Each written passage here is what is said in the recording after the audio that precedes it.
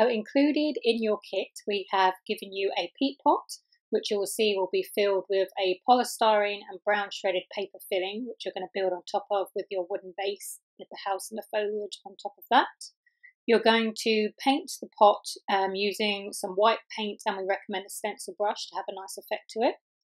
We've included some LED lights, which also come with the batteries, so you don't need to worry about that. We've got some Christmas foliage, pine cones, moss, and a sequin branch.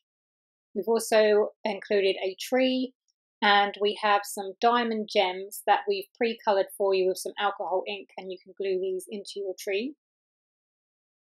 You will get a pinwheel rosette with a wooden skewer and some pre-cut and pre-stamped decorations that you're going to stick onto the pinwheel. You have a wooden base. This is going to be for building your scene onto and will sit on top of the shredded paper.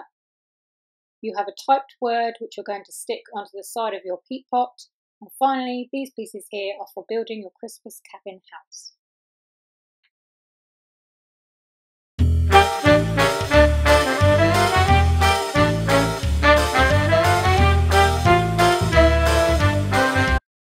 So to create your house, you will need all the pieces you see here. First, you need to take the house pieces that you see at the top here, and you're going to fold along all the score lines so that they are ready to stick together using the tabs. So you want to take this house piece as well and just fold along those score lines to create your tabs. Once you have folded along the score lines, the house pieces will look something like this, and you want to make sure you also fold along this side bit here to create the side of the house. Then before you stick them together, you're going to want to find this vellum cutout, and you're going to stick that on the inside of the house piece that has the cutout windows. So this will allow, once the LED lights are inside the house, it will have a nice glow through the windows with the vellum piece in place. Once your house is stuck together, it will look like this, with all your side pieces stuck together and with the vellum inside of the house. Now before you stick the roof and the porch on, you want to find these base pieces here, which will stick to the bottom of the house and allow the house to adhere to the wooden base more easily. So what you want to do is fold these pieces in half along the score line, and then you're going to stick one to either side of the bottom of the house. This will then make it more sturdy for sticking to the base later. So you'll take each piece and stick it to either side of the house like this. So once you've stuck the base pieces on, they will look like this, and you can see how they will give you an area to apply some glue to stick the house to the base. Before you do that, we need to add the roof and the porch pieces to the house. So you want to add some glue to the top tabs, and it might be easier to work on one side at a time for this. You want to allow your glue to get a bit tacky, and then you can line up the roof piece on one side and hold in place, and then repeat on the other side. You can then take your porch piece, and you're just going to add some glue onto one edge and wait for it to go tacky, and then stick that in place as well. So once you've stuck the roof and the porch piece on, it will look like this.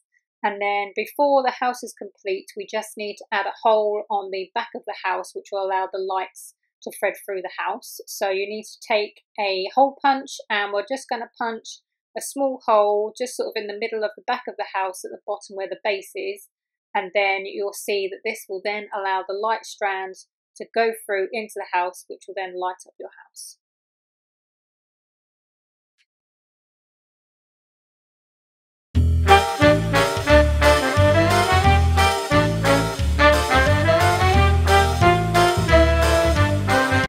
Before you start threading your lights, you will need to cut the light strand down to 10 lights. Each set of lights that we've given you come with 20 bulbs, and you will need to cut off 10 so that the lights will fit inside the house. So from the end of the light strand, you want to count 10 lights back, and then you're going to grab a pair of scissors and just cut off the excess.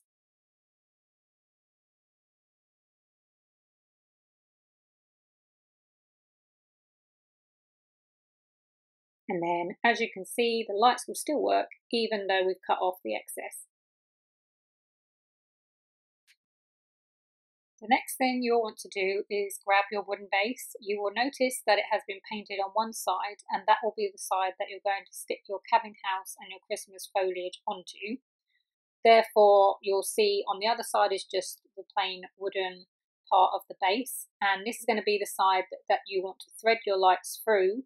And then once you've pulled all your lights through, you're going to stick your battery pack onto the base using some hot glue. Now when you stick the battery pack onto the base, you want to make sure that you stick it the right way up so that you can still access the batteries when they need changing. So just make sure that that's facing the right way up and then stick in place with a hot glue gun.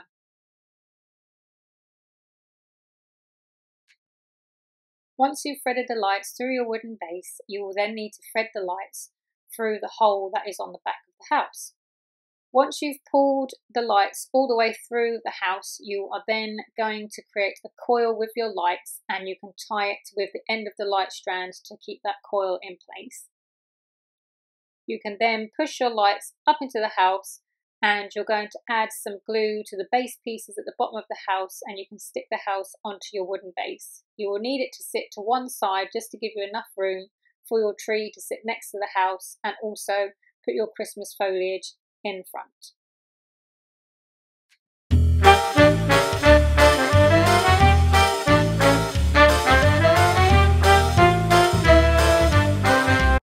So once you've got your house stuck to the base, you can now start adding some Christmas embellishments. As you'll see, we've stuck the house just off the side of the wooden base a bit, which will give us enough room to get the tree next to the house. So your tree can be decorated with the diamond gems. Just stick those in place onto the tree, and then you can stick your tree next to your house. You can then use your moss and the glittered branch and also the pine cones to decorate your base. Have a little play around with where you want to put things, and then once you are happy with the placement, you can start securing these in place with a hot glue gun.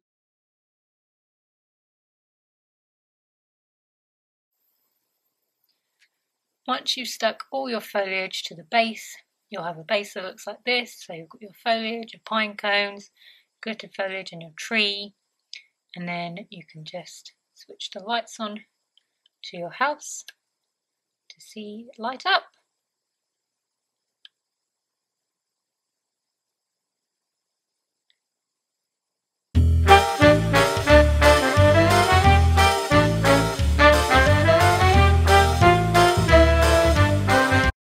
So to assemble your pinwheel decoration, you need the pieces that you see here.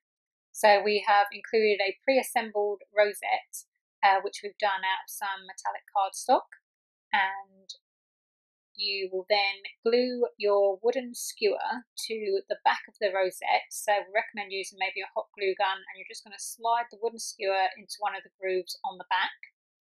You will then want to take the plain copper circle, and you're going to glue this on the centre on the back of the rosette, and then you can turn it over and you're going to stick your December 25 onto the centre of the front of the rosette like this.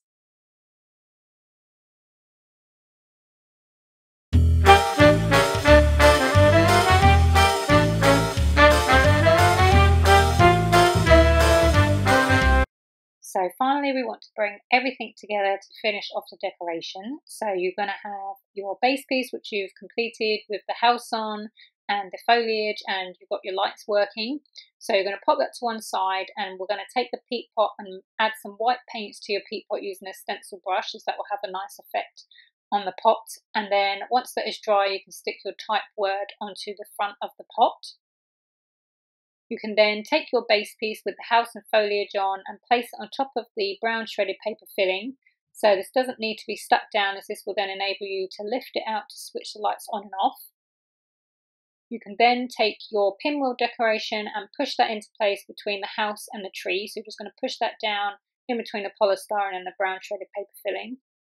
And then once your decoration is complete, it will look something like this. And you can then take the box that we gave you the kit in, and this will now act as a box that you can use to safely store your decoration in when it's not out on display. So as you can see, the decoration fits nicely inside the box to keep it safe.